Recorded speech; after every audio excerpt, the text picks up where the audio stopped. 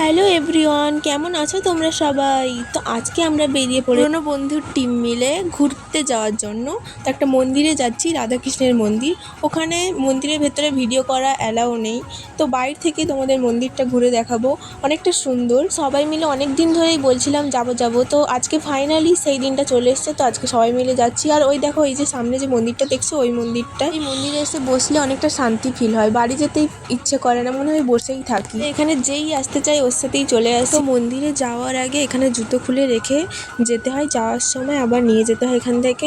তো চলো মন্দিরে যাওয়া যাক, কিন্তু মন্দিরের ভিডিও তোমাদের সাথে শেয়ার করতে পারবো না, কারণ ওখানে ক্যামেরা যেহেতু অ্যালাউ নেই।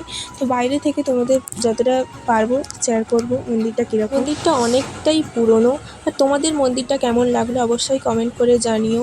দেন আমরা এখানে রিলস ভিডিও শ্যুট করছিলাম, আমি আর ঈশা মিলে এখানে কয়েকটা রিলসের জন্য ক্লিপ নিচ্ছিলাম। দেন আমরা ডিসাইড করলাম ফিডচেকওয়ালা রিলস শ্যুট করব, তো ওটাই এখন শ্যুট করছিলাম। আর দারুণ মজা হয়েছে, সত্যি বলে বোঝানো যাবে না। তো এখন চলে এসেছি সবাই মিলে আইসক্রিম খেতে। আমরা দুজন নিয়েছি চকোবার আর ওরা নিয়েছে ম্যাঙ্গো আইসক্রিম।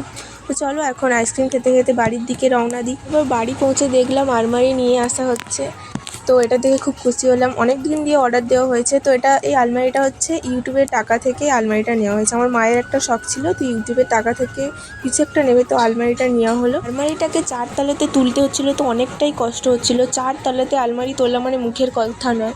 3 জন মিলে আলমারিটাকে 4 তলায় নিয়ে আসা হচ্ছিলো।